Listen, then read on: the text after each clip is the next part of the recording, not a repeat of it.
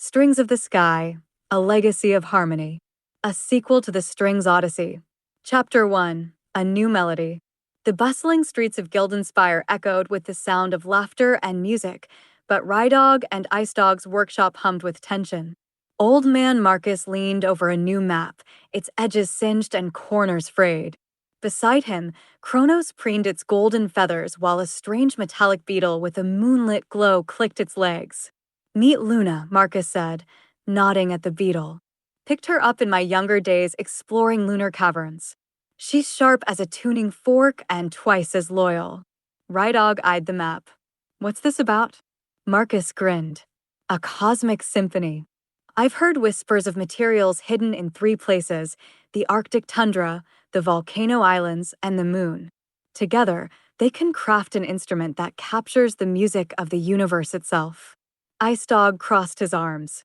"You sure you're not just chasing myths again?" Markus chuckled. "Maybe, but when has that stopped us?" The cloud serenade awaited, its brass fixtures gleaming. With Chronos and Luna aboard, they set off once more. Chapter 2, The Frosted Chords.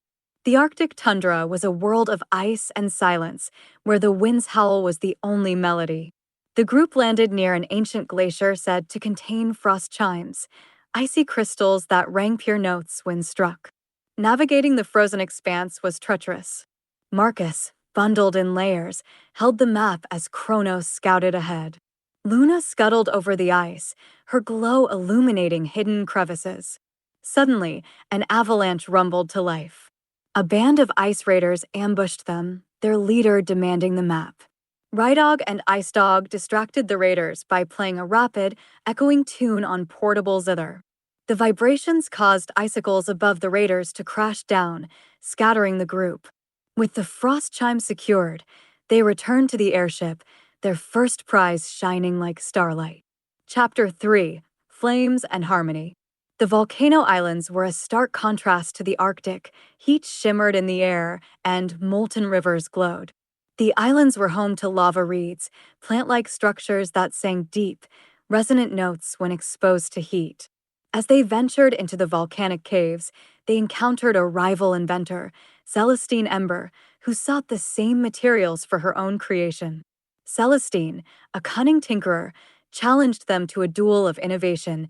Whoever could fashion a working device from the cave scraps would claim the lava reeds. Rye-dog and Ice-dog worked together, crafting a heat-powered clockwork harmonica. Its sound resonated through the cave, calming the bubbling lava. Celestine, impressed, conceded defeat but warned, "I'll meet you on the moon." Chapter 4, Starlit Ascent. The cloud serenade soared higher than ever before, outfitted with modifications for space travel. Markus revealed a long-hidden secret. Luna's glow wasn't just for show. The beetle held the key to navigating lunar pathways. Reaching the moon was no easy feat. Meteoroids battered the airship, forcing Rye-dog and Ice-dog to repair the hull mid-flight. Chronos and Luna worked in tandem, the hawk scouting for threats and the beetle illuminating their path. As they neared the lunar surface, they spotted Celestine's ship. The race was on. Chapter 5, Lunar Resonance. The moon's surface shimmered with ethereal light. The group sought lunar strings, threads of silvery material that vibrated with celestial harmony. Luna led them to a hidden cavern, its walls shimmering with the coveted strings. Celestine reappeared, her mechanical automatons blocking their way. A battle ensued, but Rye-dog and Ice-dog used their instruments to emit sound waves that disrupted the automatons. Luna and Chronos worked together to retrieve the strings while Markus distracted Celestine. Triumphant, the group returned to the airship. Celestine, humbled, admitted defeat but joined them, inspired by their unity and ingenuity. Chapter 6, The Universal Symphony. Back in Guildenspire, the trio, joined by Celestine, combined the frost chimes, lava reeds, and lunar strings to craft the Cosmic Harp. Its sound was unlike anything ever heard, an eternal melody that resonated with the heartbeat of the universe. Their performance united the city, reminding everyone of the power of collaboration, creativity, and perseverance. Luna clicked her legs in approval as Chronos soared overhead, the hawks cried, blending with the harp's final notes. Chapter 7: A Legacy of Resonance. Years later, the Brass Strum Guild had evolved into a thriving academy, its walls echoing with the melodies of students learning to blend music and invention. Rye-dog and Ice-dog stood in the main hall, watching a group of young apprentices fine-tune a mechanical violin under Celestine's guidance. Markus strolled through the guild, sharing wisdom with anyone who stopped him. "It's not just about building," he said, holding up a brass tuning fork. "It's about the harmony between heart and craft." In the grand auditorium, the Cosmic Harp stood on a pedestal, its silvery strings glimmering in the light.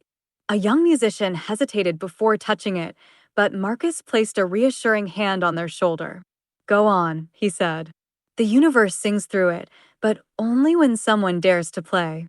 Chronos soared overhead, its sharp cry blending with the hum of instruments, while Luna scuttled through the guild, inspecting gadgets and chirping her approval at the clever designs she encountered. As the guild filled with music and invention, Rye-dog turned to Ice-dog. "We've come a long way from our first airship ride." Ice-dog chuckled. "And this is just the beginning. They'll take what we started and go even further."